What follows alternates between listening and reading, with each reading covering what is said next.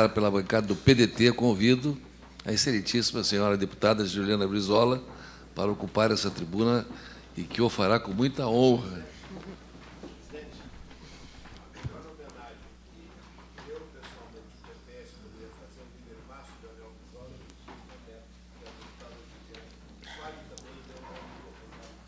Eu vou registrar aqui, para que fique registrada a nossa gravação, o deputado Paulo Odoni, pelo PPS, pede que a senhora o represente, que essa é a maior homenagem que ele poderia fazer a Leonel Brizola nesse momento da legalidade.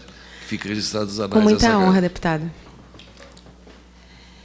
Excelentíssimo senhor presidente da Assembleia Legislativa, deputado Pedro Westphalen, excelentíssimo senhor procurador-geral do Estado, doutor Carlos Henrique Kuyper, neste ato representando o excelentíssimo senhor governador do Estado, doutor Tarso Genro, excelentíssimo senhor secretário municipal do Trabalho e Emprego, ex-deputado Pompeu de Matos, neste ato representando o excelentíssimo senhor prefeito de Porto Alegre, José Fortunati, excelentíssimas senhoras e senhores parlamentares, senhoras e senhores presidentes e representantes de entidades, senhoras e senhores protagonistas e familiares de protagonistas do movimento da legalidade, senhoras e senhores representantes da imprensa, senhoras e senhores.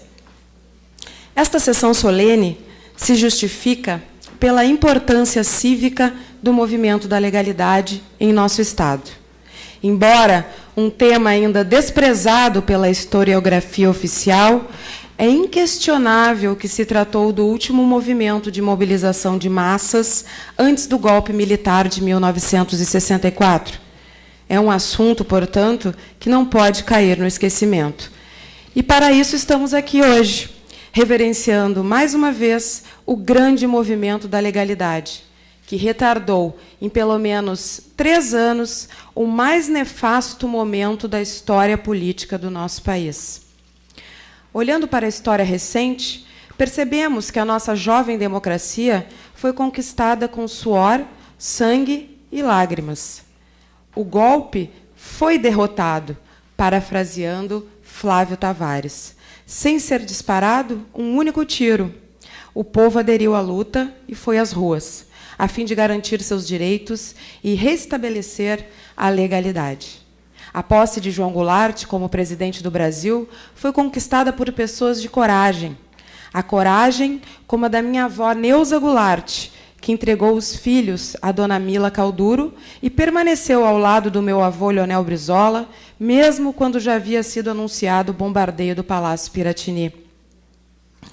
A coragem como a de meu avô materno, Alfredo Ribeiro Daut, capitão e aviador da aeronáutica, que, junto com os sargentos, esvaziaram os pneus dos aviões que iriam bombardear o palácio, se insurgindo contra as ordens do alto comando militar do país. A coragem, como a de Tapir Rocha, que, em meio aos dias tensos da legalidade, colocou em risco sua própria vida, impedindo a passagem dos tanques endereçados ao palácio.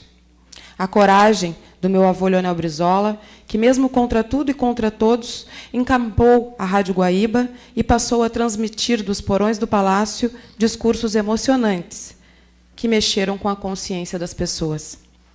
A coragem de milhares de pessoas que saíram do conforto de suas casas, de suas rotinas, para irem às ruas lutar, fazendo uma espécie de cordão humano no palácio com o objetivo de garantir a lei.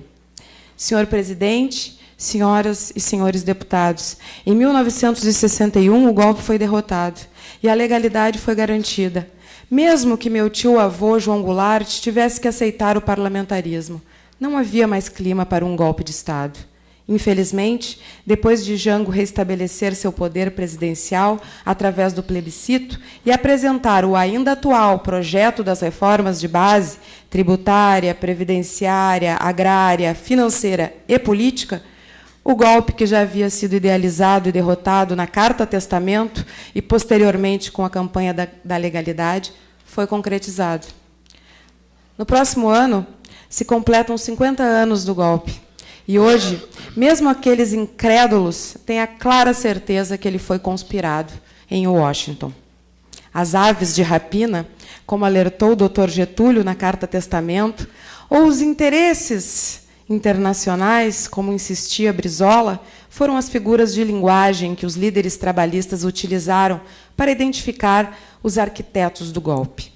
Na passagem dos 52 anos do movimento da legalidade e a 2 meses das manifestações que abalaram a credibilidade das instituições brasileiras, não poderia deixar de fazer uma relação entre aquele movimento e os protestos de hoje. O que é inegável? Que ambos os momentos vão fazer parte da história do nosso país. Que a comunicação mobilizou multidões, seja pela rádio, como no caso da legalidade, seja pelas redes sociais, através da internet. O fato é que as pessoas saíram de suas casas e de suas rotinas para protestar nas ruas. Mais de meio século nos distanciam do movimento da legalidade. E é inegável que, hoje, os motivos que dinamizam as pessoas para as ruas são outros. Podemos afirmar, sem medo de errar, que o inimigo também é outro. O que levou as pessoas às ruas? A luta, que se iniciou em favor da redução da tarifa do transporte público em Porto Alegre, ganhou as ruas de todo o Brasil. A pauta cresceu na mesma proporção do movimento.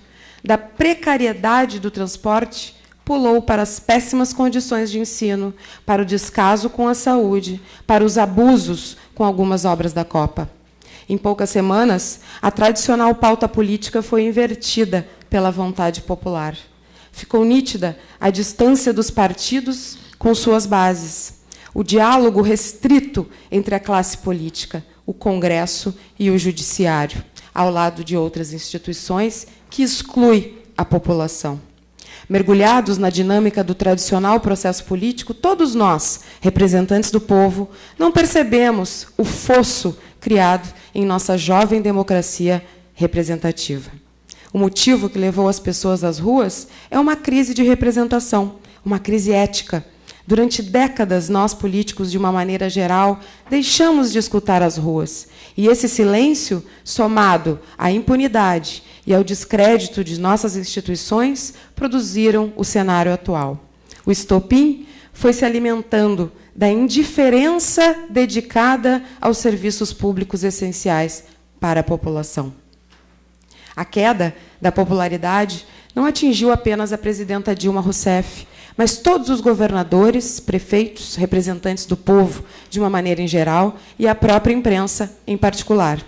Diversos grupos de comunicação foram questionados nas ruas, nos cartazes, até mesmo em atos de vandalismo.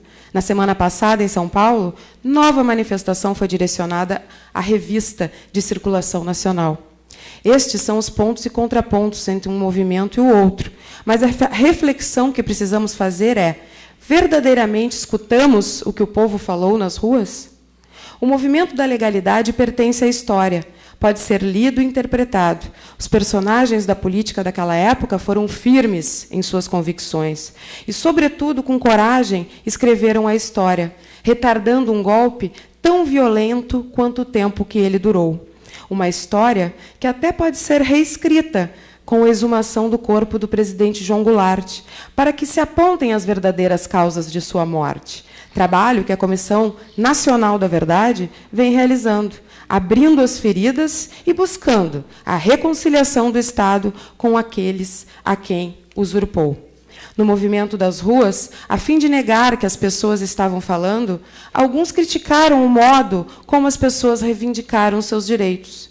Também sou contra e repudio toda e qualquer forma de violência e vandalismo. Mas, sinceramente, considero que a maior violência é chegar ao hospital e não poder ser atendido. Violência é o abandono das nossas escolas. Violência é a educação indigna que é oferecida às nossas crianças e jovens. Como dizia João Goulart, o que ameaça a democracia é a fome, é a miséria, é a doença dos que não têm recursos para enfrentá-las. Esses são os males que podem ameaçar a democracia. Nunca o povo na praça pública, na luta pelos seus direitos legítimos e democráticos. As vozes das ruas mostraram que é preciso avaliar as práticas comuns da política, através de uma profunda autocrítica, em busca de uma nova relação com a população. Este é um tema que não me assusta, porque venho lutando dentro do meu partido pedindo espaços mais democráticos e representativos, buscando modernizar os mecanismos partidários para estimular a participação dos filiados, especialmente dos jovens. Tenho sido alvo de críticas e amargo derrotas nessa luta, mas nunca recuei e não me canso de reclamar nas instâncias internas sobre a necessidade da oxigenação partidária.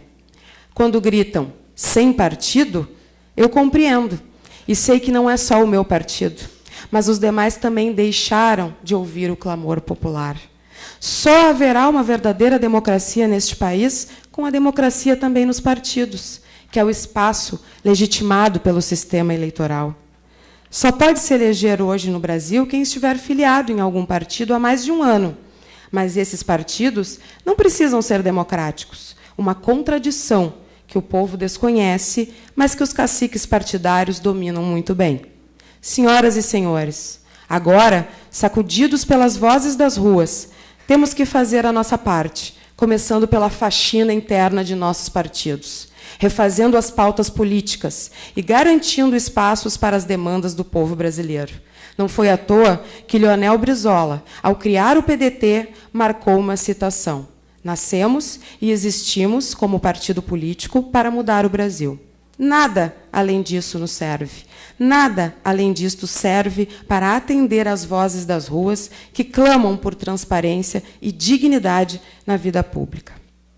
A legalidade foi marcada pela presença de um líder, Leonel Brizola, que mobilizou e liderou a campanha, onde o povo pegou em armas para garantir que a lei fosse cumprida. O movimento das ruas, agora, não foi marcado pela figura de um líder. O que prova é que só bastou algumas tuitadas, algumas curtidas e alguns compartilhamentos, usando a nova linguagem digital para acender a chama da indignação. E assim presenciamos os jovens mudando a história do nosso país. As manifestações populares são uma oportunidade para que a política brasileira se reforme. Do contrário, as vozes das ruas é que irão reformar os políticos brasileiros. Muito obrigada.